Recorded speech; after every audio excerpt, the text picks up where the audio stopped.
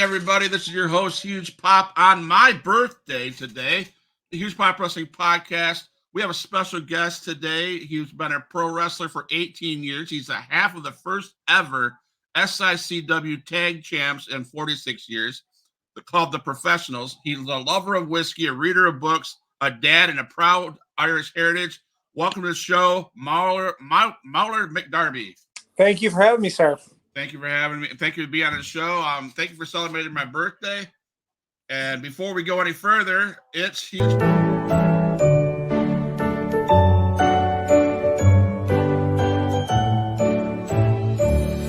Happy birthday to you.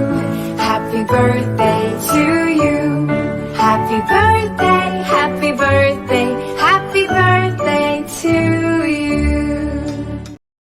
It's my birthday, Marler. What's going on? Hey, another day in paradise. Celebrating early for you right here. So there you go. Yes, thank you so much, man. So I ask everybody when they come on my show, because that's interesting, because I had a great it was hard for me to watch professional wrestling when I was a kid because I grew up when there was Saturday Night's Main Event, then the big pay-per-views. They were all my friends had the big dishes, and they got all the satellite signals, blah, blah, blah. And I had to hear about it afterwards. So as a kid growing up and as a fan, can you tell us what your life as a fan was? Sure. I don't know, the after the fact finding out about it, I can relate to. I actually grew up with very humble beginnings. My parents were people of very honest means. So there was no, watching pay-per-views. There was no, going to many live events or anything like that, house shows. So I always watched it on TV, and I always watched it with, start off with my dad. My dad's a huge Ric Flair fan. My dad was, because my dad works out, lifts weights and all that stuff. And, the whole persona of Ric Flair, the limousine riding, jet flying, wheeling, dealing, kiss stealing son of a gun. Woo. My dad bought into that whole thing, just loved it. Obviously being from St. Louis is the city is rich in wrestling history. So, it came from watching wrestling with my dad. And then also, when I started school, the first friend I made at school in kindergarten, Paul Greco, he was a Hulkamaniac. So he turned me into more, we obviously we were more NWA, WCW house, little, WWF, if it was on, we'd watch it. But I started watching it more because my friends were watching it. Okay. And my first pay-per-view that I saw, I got invited over to my neighbor's house, and it was the Royal Rumble, where the main event was The Undertaker versus Yokozuna in that casket match. Yes. So that was my first forte into seeing a pay-per-view live when it happened. That's awesome, man. So who are your heroes growing up? I know you said your dad was Ric Flair, but who are your heroes growing up? I gravitated towards Roddy Piper. He was a big influence for me. I loved Piper. If I go on the other side of the aisle, back to the NWA, WCW stuff, I liked, there's the Midnight Express, obviously, Rock and Roll Express. You had the Horsemen, you had the Andersons, Magnum TA, all those guys. I remember even when I was a kid, I remember when Razor Ramon made his debut. I was a big Scott Hall fan. Yeah. I know I just named a litany of heels, but there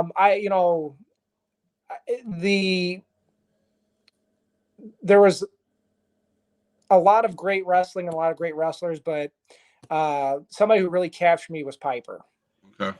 And also Mick Foley too. I gravitated towards Mick. Now, do you model your craft in ring style today after Roddy Piper, after Mick Foley, etc.? If you steal from one, it's plagiarism. If you steal from many, it's research. So there you go.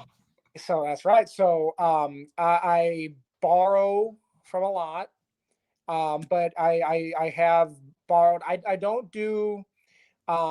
People always get thrown off by this. How do I like Mick Foley, but I'm not into hardcore wrestling? It's not my taste. It's not my flavor. But the way he crafted into how he told stories, how he got there. Like a great one to watch is the street fight between him and Triple H at the Royal Rumble in 2000 and in Madison Square Garden. For something that wasn't supposed to happen, they had to kind of pull a rabbit out of their hat. That was a pretty hot match if you go back and watch it. And there's a story there. It's just not all carnage and blood and guts. Yeah. So you mentioned the Royal Rumble, and I know we're talking about you. So do you watch the current promotions now? I have a almost 4-year-old running around the house, so my TV watching is limited. However, if somebody says, "Hey, there's a really good match between so and so," I'll go out of my way to watch it. I just and look, and this is shame on me for not keeping up with my my peers and and people that are on television, the modern stuff, the current stuff.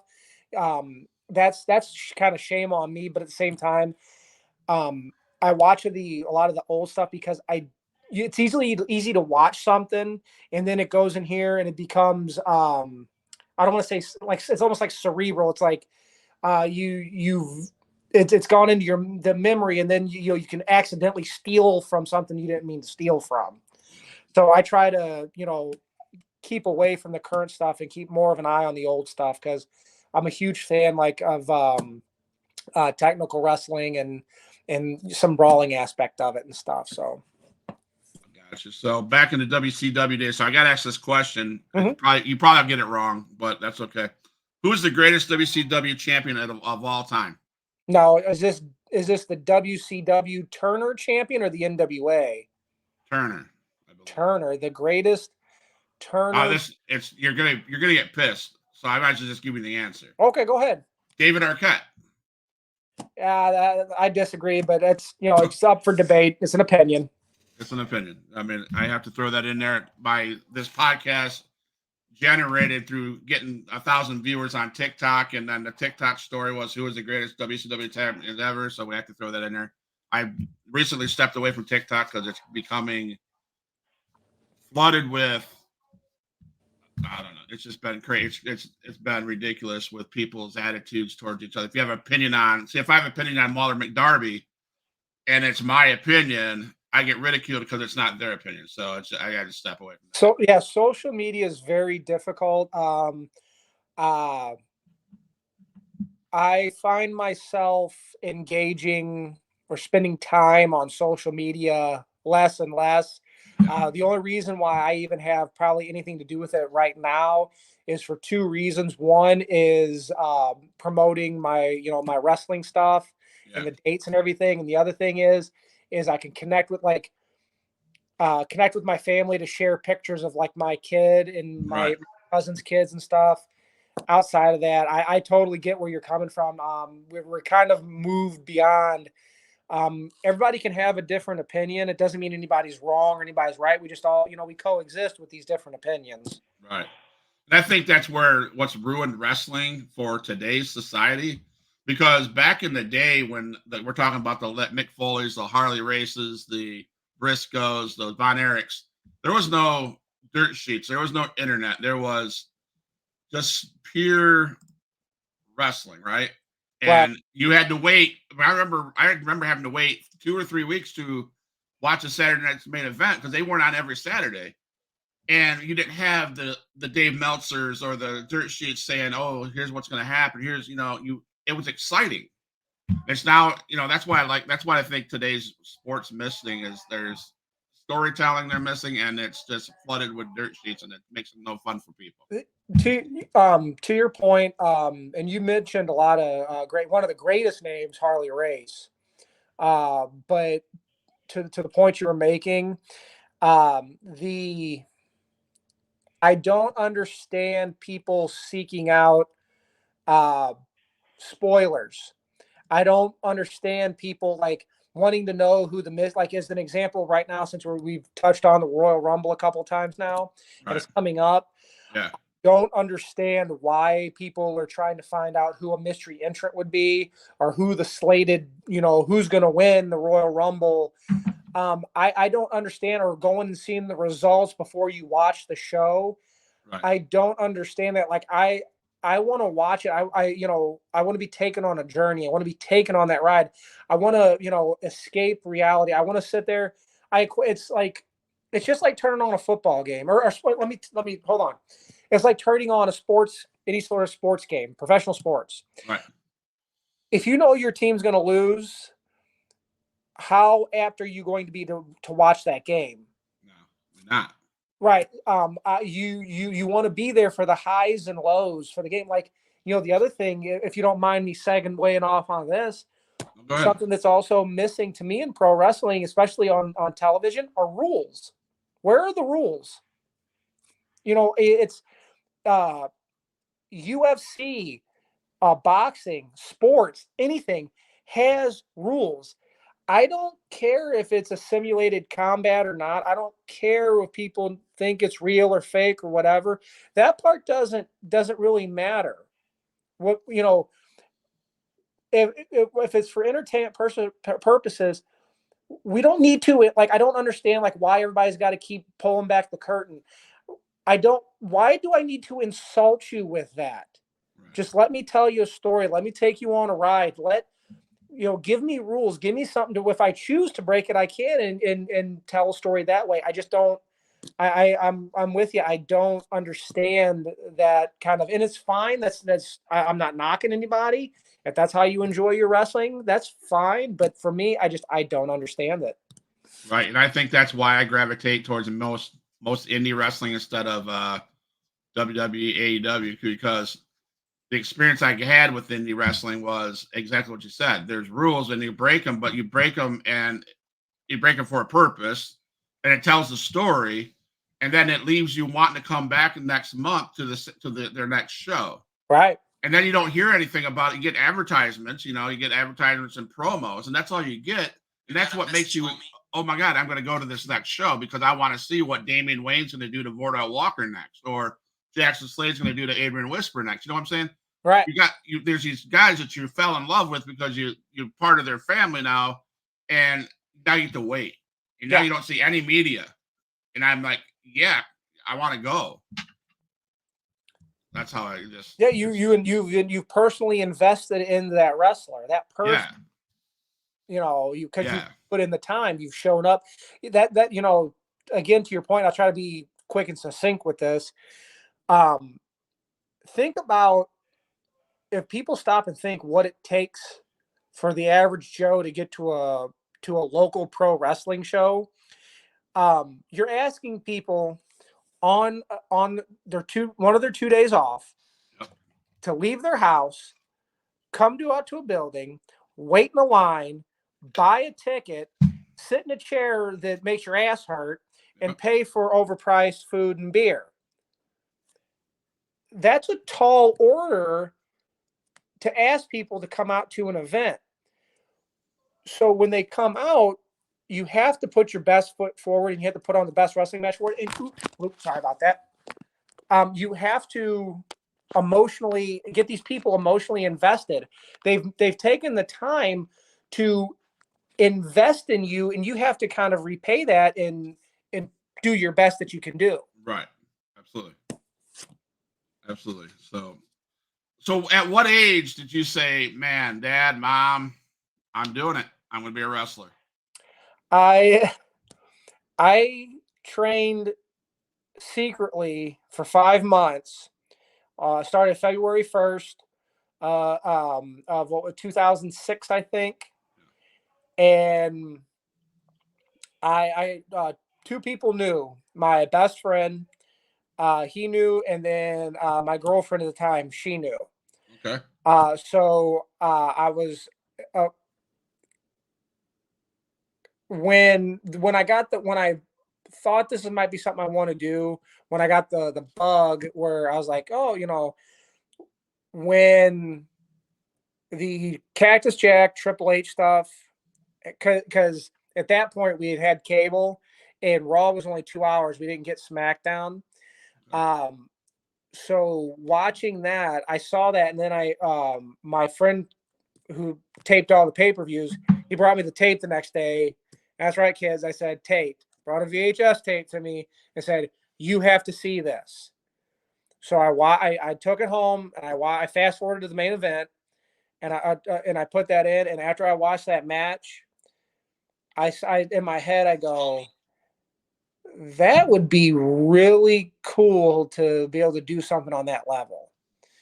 And so that's when I kind of the real love fell in. But when I got bit by the bug, where I actually went after it, I was about 2021 when I went after it. So you were trained by Truth Martini? Is that right? Mm-mm. No. No, that's my tag partner, Sean Santel. He went up to Okay. Detroit, was trained by Truth Martini. Okay. I was trained by two people. One was Johnny Courageous. He was a local pro wrestler here. He taught me the bumps, the mechanics, all the slams and the holds and stuff. And then gorgeous Night Train Gary Jackson, he came in behind him and he helped polish me up. He taught me how to protect myself. He taught me how, in the sense of, okay, if they do this, you need to do this, or, here's a technique and here's this, try that, do this, do that. Those are the two guys that really had their hands on it in my training. Both fantastic guys, both fantastic wrestlers. I can't say enough good things about those two. And eventually, it took a long time, but years later, finally, I got to cross paths with Gary Jackson. He became my rival, or one of my rivals. Nice, yeah, nice, great guy. He was on a podcast about 3 months ago, I think. So go ahead. No, I was just gonna say, did he tell you the story how he got the name Night Train? Did he? I slept since then, man. Go ahead. He was at home. He got a phone call from Larry Matisak. He said, "Hey," he's like, "Brody wants to talk to you. You got to say, yeah, sure." Bruiser Brody got on the phone, and I'm abbreviating this, but Bruiser Brody was going. I was driving with Larry and thinking, he goes, "You should use the nickname Night Train." He stopped off just to call up Gary, just to give him that idea. Yeah, okay, I do remember something like that. Yeah, and that's cool, ain't it? That is awesome, man. And cool story about, you mentioned Bruiser Brody, and I just think I'm honored. Herb Simmons texted me and had me call him up, and I called him up, and he's like, "How would you like to interview Barbara Goodish?" He goes, "You know who Barbara Goodish is, right?" Heck yeah. I go, "Yeah." He goes, "How would you like to do that?" I'm like, "Yeah." That's awesome. So January 24th or 25th, we're gonna be on here with Herb and Barbara Goodish. Are gonna be on a Huge Pop Wrestling podcast, so that'll be one for the days, one for ages, man. Yeah, that's gonna be good. Congratulations on that, Get. Thanks. I can't. You get so giddy. I mean, I'm excited because it's like, whoa, So yeah. So you had a solid promo, man, that you sent to me. Pretty epic, pretty good. Who taught you how to do those kind of promos? Was that in the training school too? No. They literally this was back when I first got in. They didn't just have a camera set up to do promos and tape promos or whatever. Now everything, your whole studio here is on your phone. Yeah. And you can do a setup in your house and everything. Back when I got it, if you didn't have a video camera, there's no way to really do promos unless somebody asked you to. One day they had a guy show up with a camera and they said, "All right, you got," and there was only a couple of new people. Said, "You're going to do promos." They stuck me in front of a camera. They said, "Start talking." They gave me some. They said, you're going to have a match against so and so. Talk about it. And the first time I did it, I was just meandering. And they were like, and they let me get all the way through it, and I knew it was terrible. I knew it was. And after they stopped, they said, "Okay, hold on." And they said, "Okay, do this, this, and this." Gave me some pointers. Put me back up there. Take 2. That's all I needed. Don't get me wrong. I'm not saying I'm the best or I'm perfect or, I hit it every time or I nail it every time. I have a fascination and love for language and words and reading and stuff like that. So, the written word's very important to me. I had something to say. I just didn't know I had something to say, but I didn't know that I had, I wanted to or whatever until they put me in front of a camera. That's awesome. That's awesome. So I got some happy birthday wishes. My dad's on the podcast watching. Happy birthday. Thank you, Dad. Well, then I have Jason Simmons. Happy birthday. Thank you, Jason, man. Appreciate you guys coming on the show. So do you remember your first match? How'd that feel? What was it like? Oh yeah, I remember my first match. I trained for, like I said, I trained for 5 months. 2 weeks before the show, they needed a body. They said, "Get your Missouri state license. You're booked against this person," and I thought it was a rib. I'm like, oh yeah. I'm like, right. And they said, "No, you need to be ready in 2 weeks." And I finally was like, "Come on, quit ribbing me." And they look at me, they go, "No, we're serious. You better be ready in 2 weeks to wrestle, or you're out of here," sort of thing.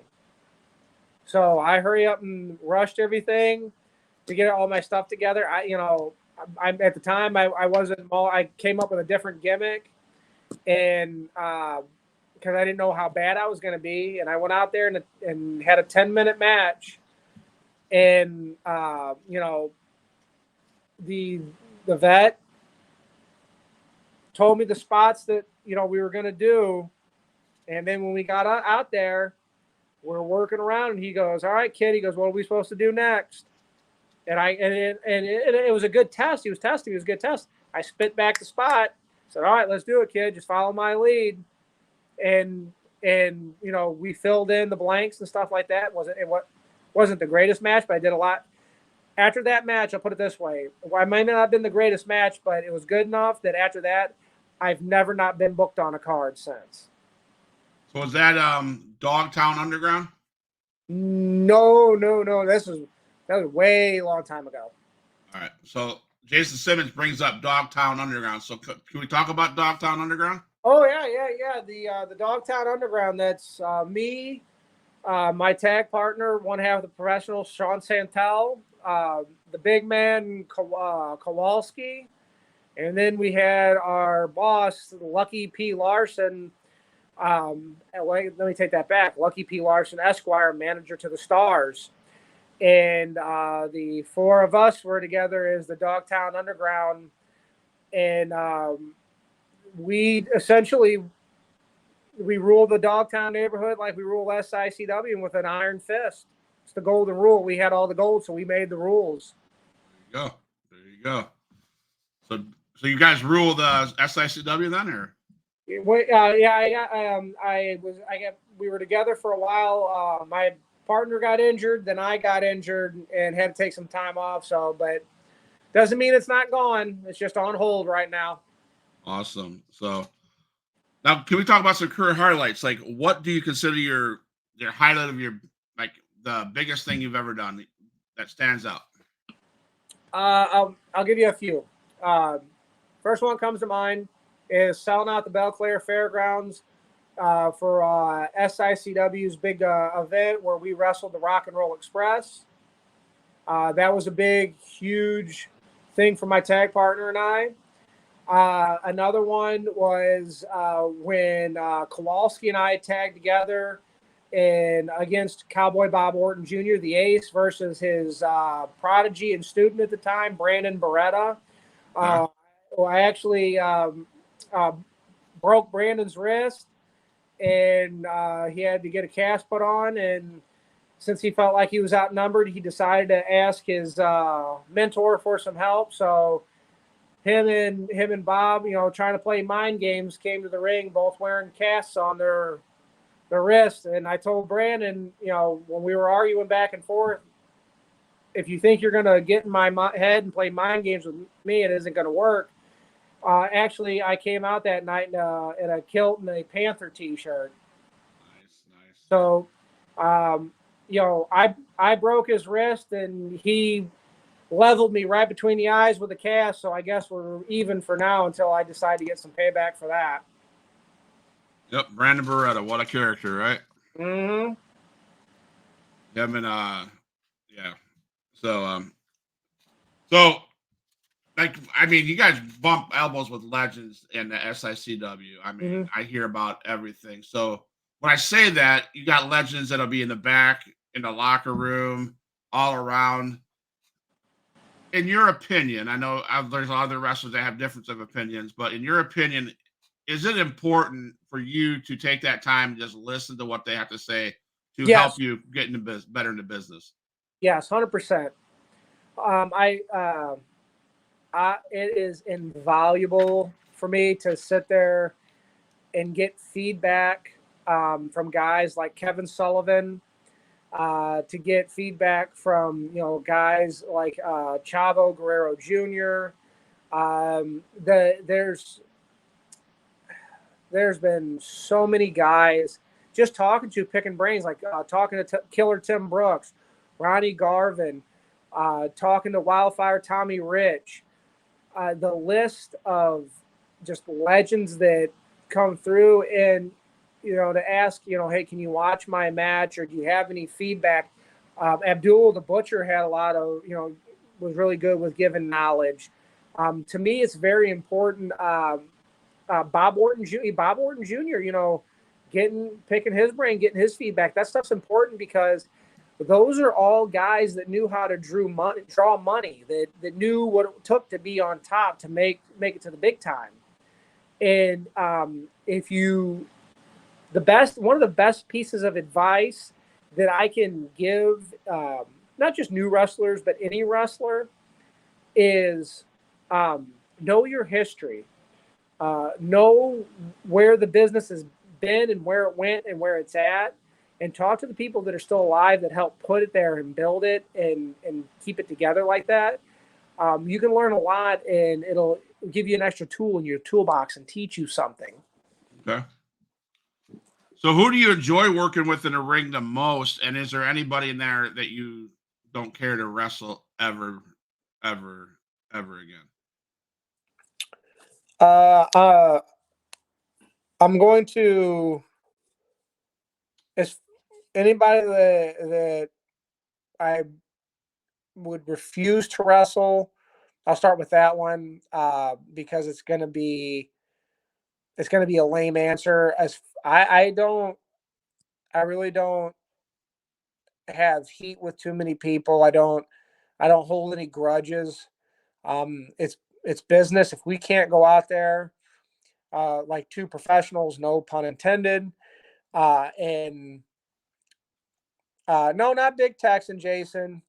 He took my head off with a lariat, but the next day I knocked his jaw out of place with the right hand. So we're even on that deal.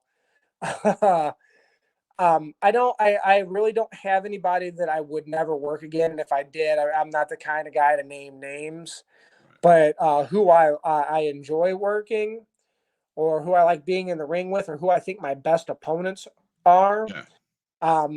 Gary Jackson and Gil Rodgers. That's another top moment for me, is when you ask me accomplishments in the almost 50-year history of SICW, becoming the first ever tag team champs. That's really top on the list for me too. So segueing to this, we wound up in a program against Gil Rodgers and Gary Jackson. And we may not see eye to eye, but we can at least respect them as opponents. That's one of those things, as Dusty Rhodes said to Ole Anderson, this will never be over. As far as Sean and I are concerned, when it comes to the SIC tag titles and them, in our opinion, stealing them from us, it'll never be over. I can't. Those two guys, those are the two that I can't say enough about the level of just professional respect. We may not agree on everything, but I have respect for the opponent. But that's one. Brandon Beretta, before he was teamed with Joe, before they were the Top Guns or whatever I think I said. I really don't care, but Top Guns. When Brandon, he was a pretty good opponent. I really took it to him in a singles capacity. Billy McNeil, I put the leather to Billy McNeil a lot, and the one word that comes to mind with him is resilience. That dude is an energizer bunny. I don't care how hard I hit him or how many times I knocked him down. Couldn't underestimate him. He got back up. Who has the hardest chop in the SICW? Now that I'll give to Texan. Big Texan's he's got a pretty tough chop. Bobby D, he's got a pretty tough. He's got a good chop. He puts it in there. Steve Fender, he can if he needs to. He knows how to lay it in. Those are the ones the top three that come to mind. Okay. Who's your closest friend in the business, and do you still stay in touch with them? My tag partner, Sean Santel. He's one of my best friends, and definitely my best friend in the business. They're the reason why we're tag partners is because we're friends. We met in wrestling. We stayed in touch all this time. He was one of the first wrestling friends I made. Technically one of the first few wrestling friends I made. And him and we've been through it together, always friends. We were always singles and stuff like that. He did a couple of tags, but I never had a tag team really. Except I had one other tag team, Mad Dog Mark McDowell up in 3XW. He's a great guy. He's a good friend of mine, but Sean, that's the thing I can't stress enough. Like, I know where my tag partner's at. That's my boy standing back there. I don't have to worry about anything. I don't have to worry about the match. I don't have to worry about anything that's going on. I know my back's covered because he's standing right there behind me. I know you can't see me. It's visual, but if I reach behind me, put my hand out, I know the tag's going to be made. I know I can trust him. I know we're thinking the same level. I know, we lived together at one point. We worked out together. We hung out all the time, and we wrestled together. I spent more time with him on the road and being with him, and we've never had a crossword. We have never had a disagreement. We have never quarreled. None of that stuff. Him and I, that is, even though I do have a brother, he is he's a brother to me. He's like an older brother to me. That's probably my closest friend in wrestling. I have other friends, but my closest is Sean Santel. Not that I'd like to stir the pot at all, but I just have a question. The Rock and Roll Express, NWO, you have Moxley and Seth and Roman Reigns. You have all these tag team partners that were best friends. But at one point in time, someone backstabs somebody. You don't fear that at all. You don't see that at all in the future. You're not concerned about that. I 1,000% I can guarantee you that will never ever happen, because divided we fall, together we conquer. We make more money together than we do apart, and we have a common goal. Okay. I never, and he never has that worry ever. Okay. Hey, I just had to ask that question. No. You see it in wrestling all the time, and you're pretty confident, so I'll let you be that way. That's cool. So we talked about some of the advice that you'd give people, but what is that one big key lesson you learned while coming through the business? A few things. Advice that I get that I received is you converse with somebody, don't confront. I was given the advice of if you feel like you had a really bad match, Attila Khan, he pulled me aside and I told him, I said, I just feel like that was awful. And he goes, did you go out there and do that on purpose? And I said, no. He goes, did you try your best? I said, I did everything I could. He goes, then that's all, anybody can ask. He goes, that's wrestling. He goes, tomorrow's a new day. It's another, next one down the road. Larry Matisak. Larry, he, if you felt like you stunk out the joint and you said something to Larry, Larry'd look at you and go, "Hey, kid, that's wrestling. There's always tomorrow." Yeah. So that's that, and those are the two things I'll stick with right now. So that way I don't bore people.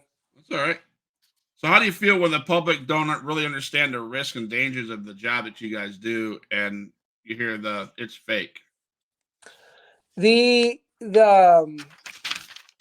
it's fake thing, and the people trying to get under your skin about stuff, are coming at you. The best way that I can handle it, is, you think it's fake, that's fine, I understand, but it's not. I have the injuries, and I got the pain to prove it. And if you want, I can kind of show you, if it's fake, or if you feel it's fake, I can hit you with a strike or something. You can tell me if it feels fake to you. I try not to get. I feel like if you get now, it's like people do it on purpose, and then if I get mad and they get, it's like they want to get a rise out of you. Yeah. So that's how I kind of handle it. Is it's a difference of opinion, and also I'm not going to argue with a fool. Right.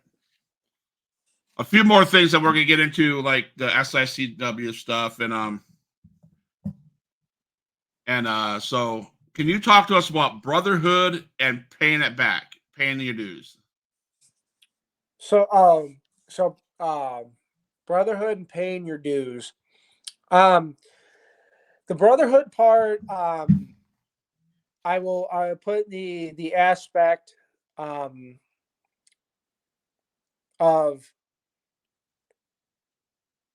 the locker room is a very sacred place. Only the wrestlers or the staff of the show should be in the locker room. We're all doing this together. To kind of peel back the onion a little bit, let's say, and I'm just going to use, just a number. Let's say there's 5 matches on a card. Okay. Matches 1 through 5. When you start at the beginning, each match is going to tell its own story, but each match, as you go on, the first match, second match, it's building the card. We're building to the main event, the guys that are on top, the guys that are making the money and drawing the house. So we all have to work together as a common goal and build up to that main event. Knowing what your place is on the card, and knowing what's expected of you and doing your best. When the promoter and the booker, when they give you an assignment or a job to do, you do your best to the ability of fulfilling that job and that role, so to speak, for the betterment of the promotion, for the company, and also for the fans. I think a lot of times the fans get forgotten in this. And again, I'm not trying to get on a soapbox. It's just an opinion. But to a point, it feels like the fans are almost forgotten, or they're like secondary. We're there because of the fans. And when you're there, like a lot of people are worried about moves or these high spots or coming off, doing these big moves and stuff like that. None of that matters. Make sure these people feel like that they have gotten their money's worth. Go out there and tell a story, wrestle, apply your craft, work holds, show these people what you can do, and build to the next thing. Each time we're going, each match is going up. And the time as you go up the card gets a little longer. So that's what the brotherhood means to me, and protecting each other and looking out for each other. When you're going out there with your opponent, you want them to, you're going out there and you're telling them you're going to come back. The way you went out is the way you're going to come back. So that's all the brotherhood part. And the second part of your question, I'm sorry, I meandered and I lost it. Paying it back. Paying it back. you remember the people who treated you good or great, but you never forget the people who treated you badly. So the things that you learned when you didn't know, when you thought you knew something and you didn't know anything, and you learned all these little tips and tricks and got in the ring and worked with somebody, learned all this stuff. Paying it back to me is when I see new people, like I try to sit there and I watch all the matches with the new people. I always try to say, pull them aside, say, hey, look, you did really good. I like the match. I like the story you told. There's this and this. You might want to tighten that up, or it was okay. But in the future, when you did this and this, but it'd be, if you tried this and this, it might work out better for you. It's guiding them and leading them, making them better than what you are, and having them at a younger age taking that knowledge and moving forward with it. Okay. And I think that's important, is sharing and the knowledge and the wealth and all that stuff. Okay, absolutely. I do care for foster kids, and so we sit around a table for dinner, and they know what I do, so they have some questions for you if you don't mind. Sure. Favorite food? Boy, I am a fat kid. You know what? Cheeseburger and fries. Would you put pineapple on pizza? I would rather light my own house on fire. Okay. Favorite book? Ooh. Okay, so as a kid, anything Dr. Seuss. Okay. As an adult, because I'm a Sherlock Holmes fan, I'll get a newer one to read. The Barker and Llewellyn series. The first book's called Some Danger Involved. Okay. Check that out. That's a great book. It's clean. It's like a Sherlock mystery, but it's the author's still alive. So yeah. Okay. Favorite TV show? Favorite TV show? I don't get to watch much TV. We'll say Reacher right now. I like watching Reacher right now. That's what I'm watching right now. Is Reacher. A couple that I got yesterday was, what do you do when you first get out of bed? Put my feet on the floor and make sure my knees can handle the weight of me getting up. What's your favorite potato chip? Jay's Original Kettle Cooked Chips and Coconut Oil. Okay. Are you a sports fan? I am. What's your favorite sports team? St. Louis Cardinals, baby, and second is the Green Bay Packers. I'm sorry. I will root for the Green Bay Packers until they beat the San Francisco 49ers. Then you and I will have problems because my Detroit Lions are getting to the Super Bowl, and they're going to beat the Packers for the second time this year. So. Hey, there's nothing wrong with riding a dead horse into his funeral, so that's okay. All right, that's all right then. So, and the last one is, what's your Mount Rushmore of wrestlers? No particular order. Harley Race, Roddy. We need 4, right? Yep. Harley Race, Roddy Piper, Mick Foley, and let's see, Lou Thesz. How about that? There we go. All right, I'm going to read down some compliments you've gotten from. First of all, Jason Simmons says, okay, we got Stephen Espinoza in the house. He says, hello, gentlemen. And then we have Jason saying, hey, Stephen, how you doing, man? So thank you guys for being in the chat. So I researched, I did some digging. I asked some of your friends. I asked some of your probably enemies in SICW. And some of the stuff is, you've already mentioned, this guy mentioned, loved old school wrestling. Great promotion to be part of if you love old school. He says that you love, you're a historian. You know your stuff. And they can tell by just the way you're talking. I know that you know your stuff.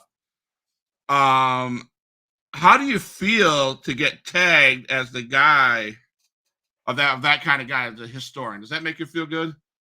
It makes me feel really good to get that respect from my peers. Is very humbling. So yes, that's very appreciative. Okay. And here's one from Herb Simmons. Ask him how it was to be crowned the first SICW tag team in history of SICW. This is my answer never changes. So I apologize if I sound like a broken record right now. I will legitimately go to my grave crowing how me and myself, Sean, in proper English, Sean and I were the first ever in 50 years history of a promotion. We're the first ever tag team champions. Yeah. I will, as long as I live to my dying day, I will never, ever forget that. That is something out of my wrestling career. That is something I will never forget, and that is something that is at the top of my list, like of my accomplishments. I've got to do and experience some really cool things, but being the first ever SICW tag team champions, and people, if you think about it, 50 years, that's a huge number. That means that promotion has been around longer than me. Out of 50 yeelse, when they finally decide to pull a trigger and do something, Sean Santel and myself are the guys that do it. That's the biggest, am I wrong? That's a big brag, right? You're right. No, that's a big brag. Why wouldn't you brag? I mean, if nothing else happens, I don't care. I have that also, not just the first ever SICW tag team champions. We are the first ever 2-time SICW tag team champions. So, that's huge to me. Love it. That's one of my big accomplishments. Why is that? Why? So what? I wanted to ask you. This came from Herb. Why is SICW stands out? Why do they stand out? What makes them stand out in the wrestling business? What do they do above bar none? First, so Herb is not going to like this as the first answer, but leadership is key. The buck has to stop somewhere, and I'm sorry if I'm being too loud, so I apologize.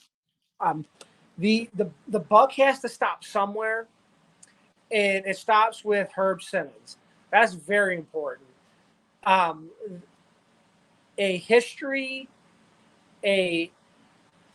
only a history, but I'm searching for the right word here, but the reputation of 50 years, caring about the fans, and also a great roster.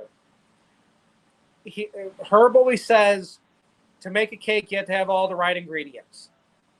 And that's true. But the level of leadership, talent, and then the promotion of it, and the fact that they bring in, Herb Simmons sits on the table is Gary. Yeah, that's right. He's right. Yeah, that's right, Jason. It's a group effort, but it starts with leadership and pushing it in the right direction, and also it takes talent, and those are all the things. Everywhere we've wrestled, I've enjoyed the experience. I loved it, but when it comes to promotion stuff, like everybody, just like territories, different places have different styles. The fact that SICW keeps it at the basics, it's pro wrestling. At the end of the day, that's all that matters. It's pro wrestling, and that's what anybody wants is. That's a good point, Jason. I don't want to say that, but what Jason Simmons just said about the best talent in the country, I'm not going to argue it. He makes a good point, but it's pro wrestling at the end of the day. SICW is the closest you're gonna get to territory pro wrestling, and that's what makes it work. Well, I fell in love with SICW was their old school feel to it. You know, when I've seen the announcer outside the ring interviewing their talent, it brought me back to the day of Jesse Ventura, Gorilla Monsoon standing outside the ring and interviewing the wrestlers and after the match, and that old school feel was just epic to me. And so I'm like, oh my god, I gotta talk to these guys. To that point, real quick, that is a lost art. Is the interview, whether it's at ringside or it's at the podium, having an announcer standing there holding the mic and controlling the conversation and asking questions. You don't see that a lot anymore, and it's very important. So I get what you're saying. Have you been able to make it up to SICW yet? No, I have not. I like I said, I'm in foster care, so we used to get 1 week off a month. Now we get 28 days off a year, so it kind of changed the dynamics of how often we can get away. So. Well, because that in May that big fan fest is coming up. I'm sure. I do have I have something in the works. I won't be able to work. I won't be there for May. Okay. But I'm trying to work things out and convince my wife to come to Vegas in August for CAC, the California Alley Club.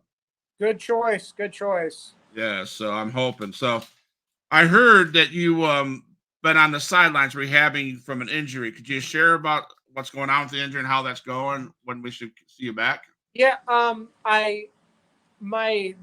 muscles in my back got so inflamed that it was pinching nerves up my neck, and it was causing like tingling and stuff.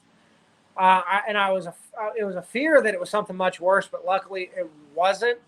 I got that cleared up. The other thing that happened too, the lesser known one that I kept really quiet, was almost a year ago now. I was in my house. I was going to step down to my basement. I stepped down the landing, felt the pop in my calf. I thought it was just like a cramp or something. I messed your Achilles tendon. So I'm reaching, but the Achilles tendon, it goes pretty far up into your calf. I had pulled my Achilles up into my calf, and I could barely put weight on it. I had to do a lot of rehab and stuff for it.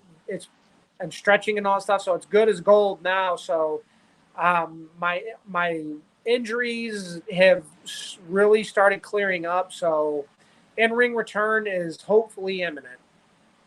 So do you have your sights on anyone particular or any tag team in particular that they should be looking out for the return of Mauler McDarby? Well, not just Mauler McDarby, but Mauler McDarby and Sean Santel, the professionals. Anybody who's got the tag belts, I don't care who you are. You sleep with one eye open. You better keep looking over your shoulder. Please, by all means, get very, very, very comfortable in your spot and get very comfortable with those tag titles, because I don't care. We don't care who you are. We'll take them, and we don't care. We'll take them by any means necessary. Now, as far as wrestling anybody or going up against anybody, the top guns of Brandon Beretta and Joe, I cannot pronounce his last name. I apologize. I don't want to butcher it. But the top guns, Brandon, I had a mark right there. I haven't forgot where Brandon hit me with that cast. So once we come back, if they got, if they have the tag titles, or if we get the tag titles, if they get in the way, bring it on. That is one that I look forward to. You got me once, you ain't gonna get me again, and I'm ready for you. I got you this time. So, and payback is you know what. So I'll leave it at that. So I got this Jack Prater. You're pretty familiar with him. Oh, Jake Prater, yes. Jake Prater. He sent me this statement. He said I could quote him with this, and I thought it was pretty cool. So, McDarby, one of the best heels around the area, and also one of the most helpful and insightful vets around the area. His advice has helped tremendously. He's an all-around class act, and more people should seek him for advice when they can. I mean, man, damn. That's pretty impressive. That's pretty impressive, man. Yeah, very impressive, very humbling. Thank you, Jake. Truly, I appreciate that. Thank you. Thank you. So can you talk about this training? So you and your partner Sean Soto used to own your own promotion. You talk about your own promotion that you used to own? I used to do this is a long time ago, but I used to do some booking and did a promotion, MECW in Wood River, Illinois, Metro East Championship Wrestling. Handled a lot of booking there. And what I did was, out of respect for the St. Louis area and the talent, because I had gone on the road so much and I made so many connections and I made so many contacts, somebody said to me, "Well, why don't you book your own thing?" Which sounds good on paper. In execution, it's a little difficult, but I called in my contacts and favors and stuff like that, and anybody that was in Chicago, Iowa, where else did I pull from? Detroit, all those guys and all those in those areas and others, I'm sure. I pulled in talent that you couldn't see here in St. Louis, and out of respect for the I almost said territory, but it is a territory. But out of respect for the area and the territory, I pulled talent from all these different locations, and I started booking shows. And I try to do it on the far end of the spectrum of what the St. Louis area is, and I enjoyed the process of booking. I love that process, what I believe they call the creative now process. I enjoy that. I like helping guys and figuring things out and trying things and booking stuff. Promoting is not my thing. I did not enjoy that. I hated every minute of it because it is 24/7 grind. And the amount of time, which I want to say, I'm just going to throw out a number. I want to say like 7 years, 6 years, 7 years. The whole time I did it, I did not have one day off. So Pete Roslin says SICW is waiting for your big return, a true professional in every sense of the word. See what I did there. There you go. I appreciate that, Luck. There you go. It. So I'm going to name drop. Okay. Tell me what you think of Curtis Wildey. Curtis Wild. Now Curtis, him and I, we don't get along in the ring. But the one thing I had to hand to Curtis, he is. I'm going to abbreviate this because keep it clean. He's one tough SOB. We were wrestling a match,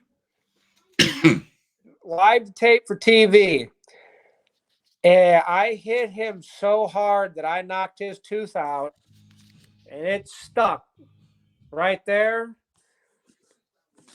He didn't flinch. He didn't bat an eye. He just came back after me. That is one. I have to hand. That is one tough individual. I hit him with everything I had, and I knocked that tooth out. I thought that was going to be the thing that got me the W. He got mad and he came right back after me, and that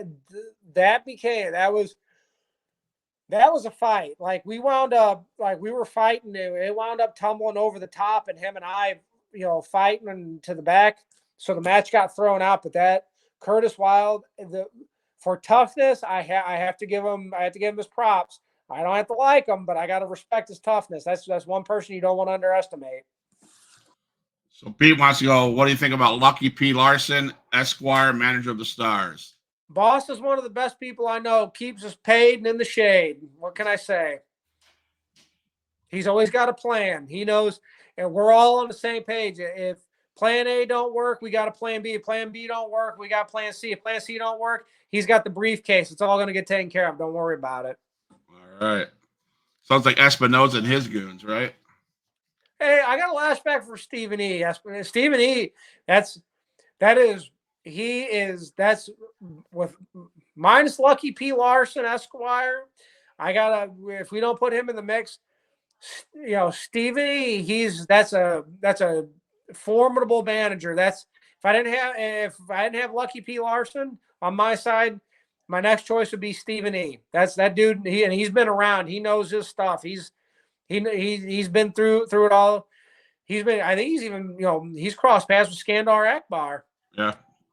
So he was on last week, man. We had a lot of fun with his interview. So yes, Steven, that's a great guy. Even though Attila lost in the cage this last week, so I mean I don't want to rub salt where it's in the wounds of if he's still watching, but so hey, you can win a war, doesn't mean you won the battle. That's right. So there's a match on February 9th between the Top Guns and LA Hustlers. You have your eyes on that one? Paying close attention to that?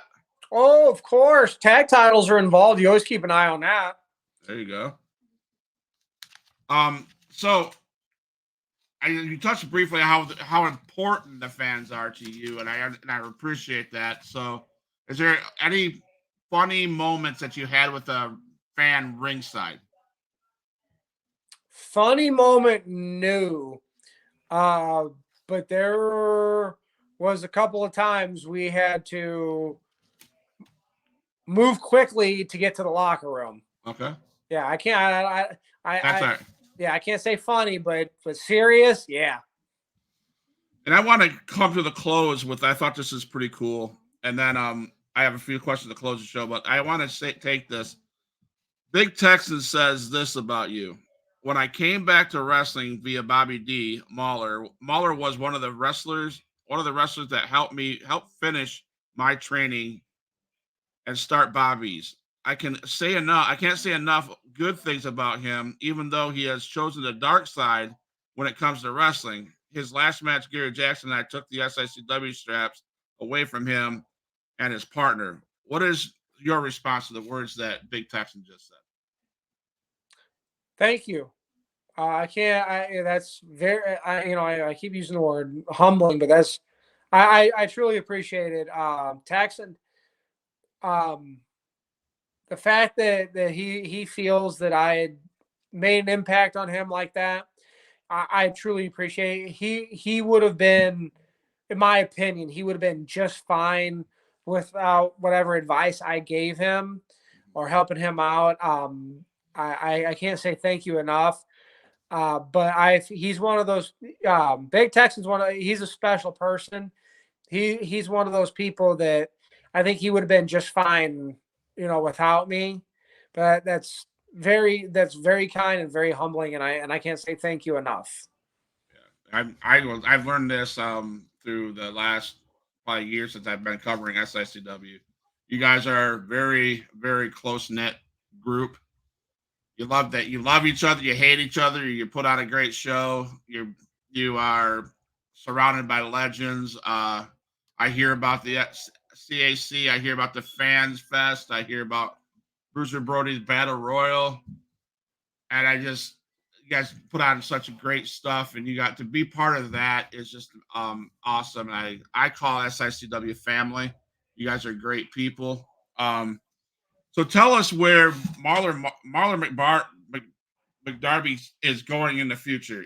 Are you going to stay just at SICW? Do you see you going out somewhere else?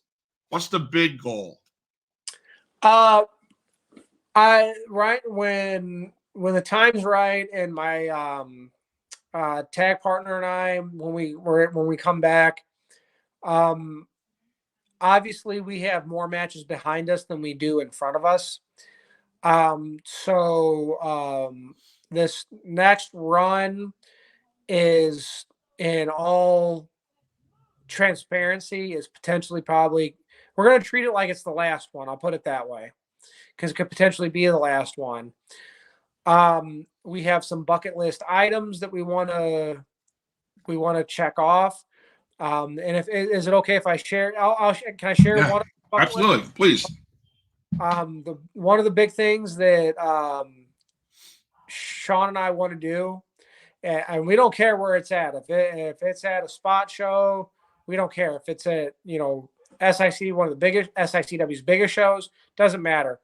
But before we're done, one of our big things is we want to have the 6-man tag, Attila Khan and the professionals versus whoever. To get another run and shot at the SICW tag titles would be great. To do a 6-man tag Kowalski in the professionals against whoever, it doesn't matter.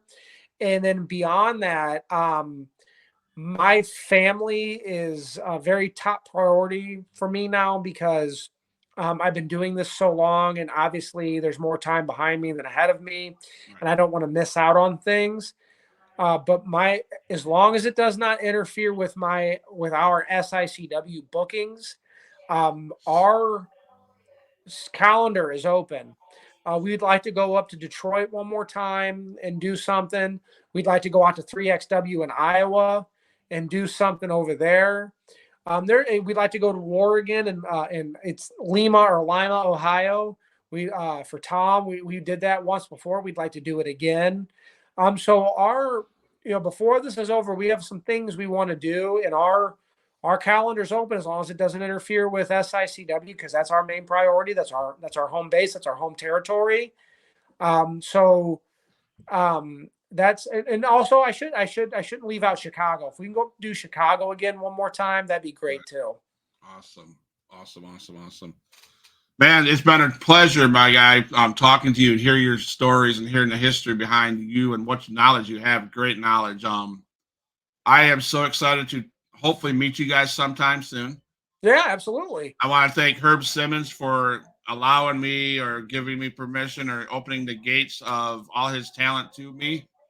It's been a pleasure. It's been, I go away so full of like, oh my God, stuff that it's stuff that I didn't even know about, and you guys are amazing people. I'm thankful that I'm part of that. I'm thankful you guys you like it. You like the Huge Pop Wrestling podcast.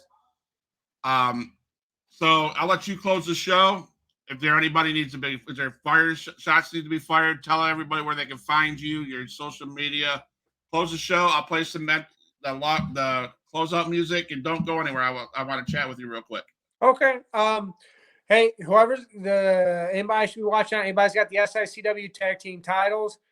Like I said, keep looking over your shoulder because we don't care who it is. We're coming for them. As far as social goes, you can find me on Facebook, Mauler McDarby, and that'll link it to my Instagram and my Twitter.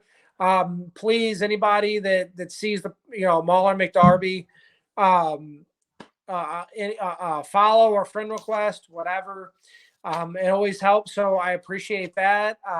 And any fans that want to contact me can contact me, or anybody wants to talk wrestling and talk wrestling.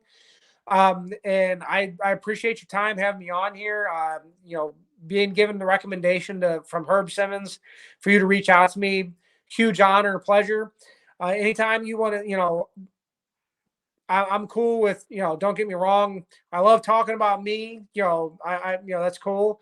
But if you ever you want to come back on and just talk, old school wrestling, any particular, genre or match or person, I'm always down to chit chat. I love talking about old wrestling. So that's where I'm at. All right. There's Huge Pop Wrestling fans. We will get him back on. We will talk about another day on old school wrestling and history of wrestling. That sounds like a fun time. I would love but I guess before I leave, were you an NWO fan? NWO? Yeah. No. Okay. But no. But I can talk about it, but no. Okay. Well, that's one of my favorite things. I love Sting. Sting's my favorite guy. I hate the fact that they're teasing his last match might be against the Young Bucks with Darby Allin. I don't want that. I think that's not a good choice. But it is what it is. But thank you again, Mr. McDarby, for being on the show. I love you guys. It's Huge Pop Wrestling. We are out. Thank you. All my dogs, make some noise up in this house.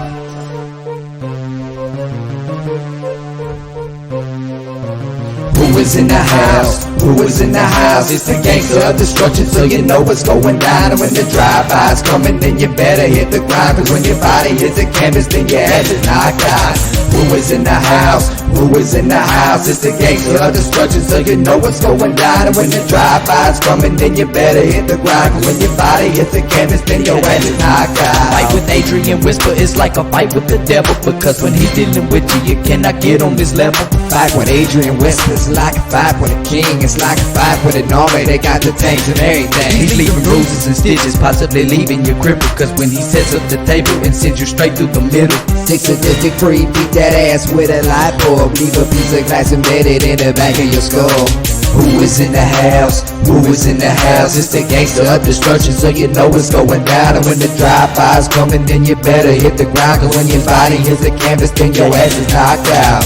Who is in the house? Who is in the house? It's the gangster of destruction, so you know what's going down. And when the drive-by's coming, then you better hit the ground, cause